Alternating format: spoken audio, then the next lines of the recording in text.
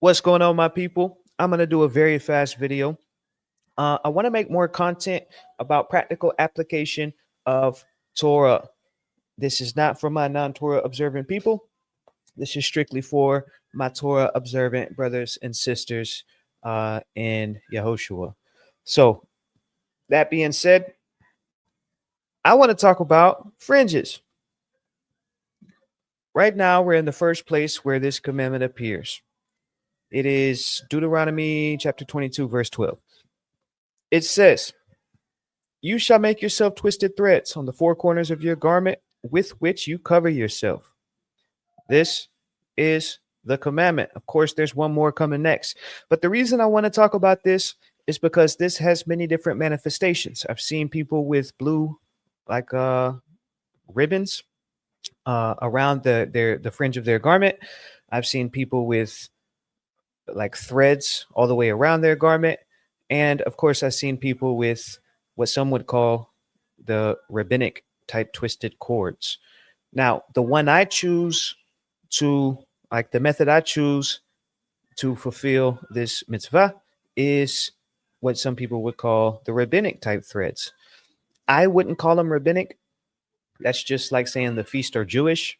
The reason I wouldn't call them rabbinic is because of what the text says. It says, "You shall make for yourself twisted threads on the four corners of your garment with which you cover yourself." Now, there's nothing that really pops out in the Hebrew besides this word gedolim. If I'm not mistaken, the only other time this word is used is in the book of Ezekiel, when Ezekiel explains that he was grabbed by the lock of his hair. Well, that word is gedolim when it gives an adjective to the noun. So, gedolim ta'aselach al arba kanfot. Now, this kanfot, which is the corner, the edge, the extremity, the wing, whatever you want to say, it's plural, and it's a plural absolute. Okay, this is the you got al on arba for kanfot, four corners is how they got it translated. Kesutcha asher techaseva. Okay, so for me, this is, evident that you have twisted this whatever this gedolim is, twisted threads, twisted cords that go on the four corners of your garment. Okay, that's the first commandment we have. Now, the second one, of course, is in Numbers chapter 15, starting at verse 38. It says, "Speak to the children of Israel, and you shall say to them that they shall make for themselves fringes on the corners of their garments throughout their generations, and they shall affix a thread of blue on the fringe of each corner." In the Hebrew, it says, "Daber el bnei Yisrael ve'amarta alehem ve'asu lahem." Oh, let me scroll over. I'm sorry. "Ve'asu lahem tzitzi al kanfe vigdehem ledotam ve'nat." Excuse me. "Ve'nat nu al tzitzi hakanaf ptil tekhelet." Tekhelet. Excuse me. Okay, so something that sticks out here, because I've heard this explained. Somebody was looking at the English where it says "make for themselves fringes," as in it's talking to multiple people. So this fringe, the reason it's plural is because it's talking to multiple people. And this is the same way on the corners. Reason that's plural is because it's talking to multiple people. Of there, that's plural as well. And then you have garments. Okay, so looking at the Hebrew, you got vasu lahem tzitzit. Now, this is significant because tzitzit is singular. So this translation is actually incorrect. It's not fringes. It's fringe. If it was fringes, it'd be tzitzot, plural. Now watch this. Al kanfe. Remember, this was the plural absolute for the four corners. Absolute meaning alone, plural absolute. This al-kanfe is in construct, so it's plural. And then you got their garments. Beged is garments. You got vigdehim or vigdehim. So what am I getting at? This tzitzit is singular, and it's singular because it goes on the al-kanfe corners vigdehim of their garments.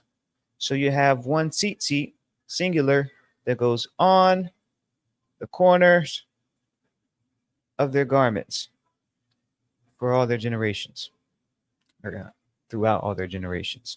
Okay, so that's what the text says. That's my interpretation of the text. Now, let me state this because I don't think I stated it.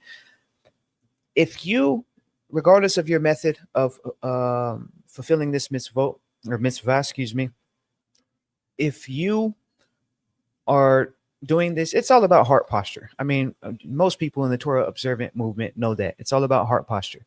So if you are convicted by the Ruach to do this in a certain way, aside from what it says here, who am I to judge you? I know if you have let's say you have fringes hanging. I know I got a really good brother that he expresses, this differently than I do. And I don't ever look at him twice for it. You know what I'm saying? I'm just giving my position, and I'm giving why I have my position. So as long as you have some type of fringe and you're able to look up on it and it reminds you, because why is what I said important? It's because the reason for the fringe. So if your heart posture is right, whether you got a blue ribbon, whether you got 20 threads hanging, or whether you got 4 threads hanging, your heart posture should be for this purpose, that these fringes that you're able to look at, paraphrasing, when you see it, you will remember all the commandments of Yah to perform them.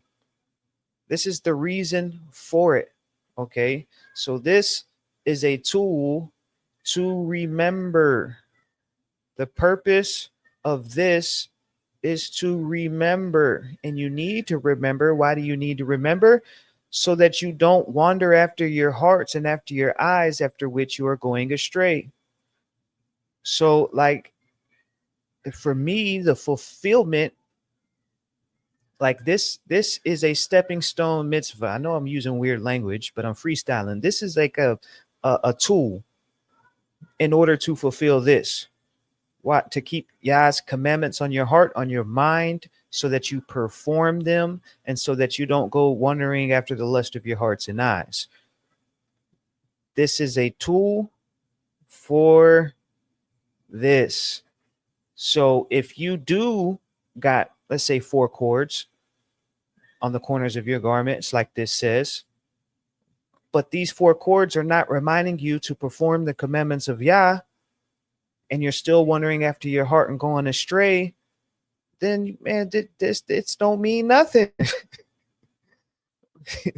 It don't matter if you're doing it the right way. If you're not doing this, like, the substance of this mitzvah is this, which is why I don't care, like, the way somebody would fulfill verse 38 if verse 39 is not being fulfilled.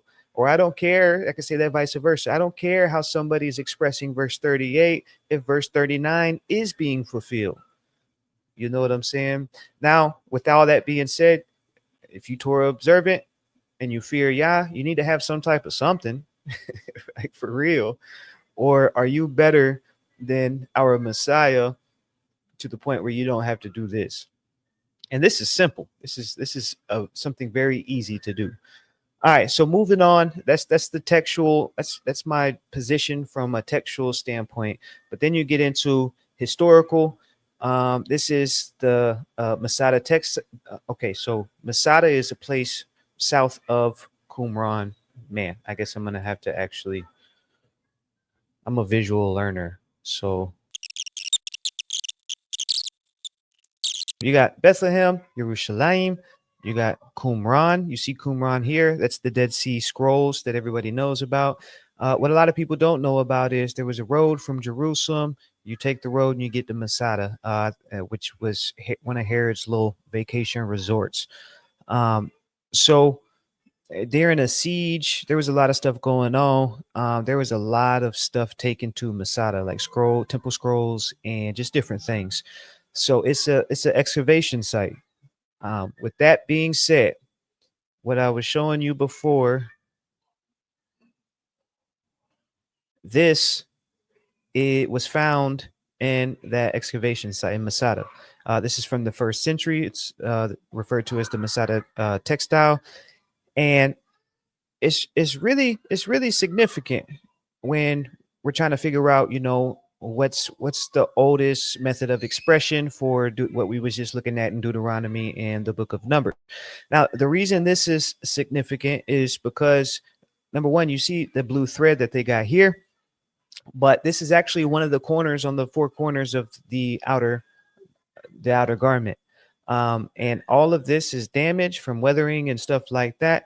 But what the textile archaeologist people was talking about, I don't know their like proper profession name, but this is not damaged. This was intentional by the designer, the person that did it in the 1st century.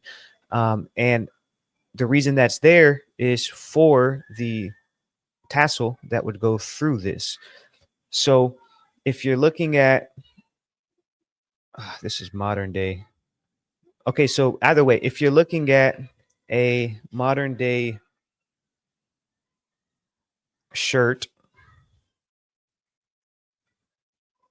this is the part of the shirt that you would be looking at. By the way, this is a undershirt that Orthodox Jews wear. When I first became Torah observant, I got 6 of these because I wanted to fulfill the commandments properly. And this is a commandment, so I wanted to make sure I had a garment with 4 corners in order for me to put my tassels through.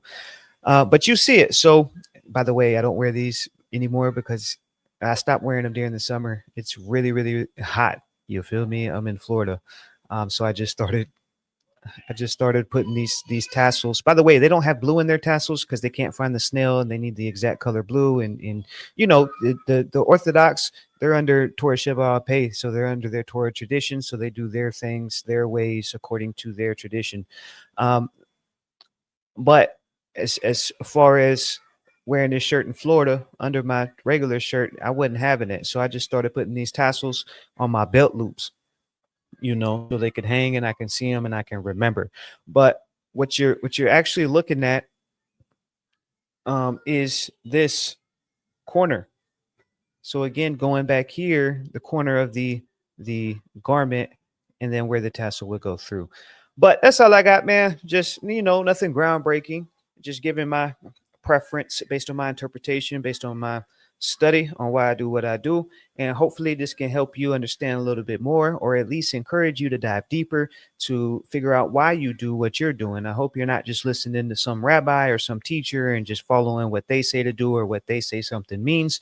You should look to the matter yourself and be in keeping with scripture. Shalom.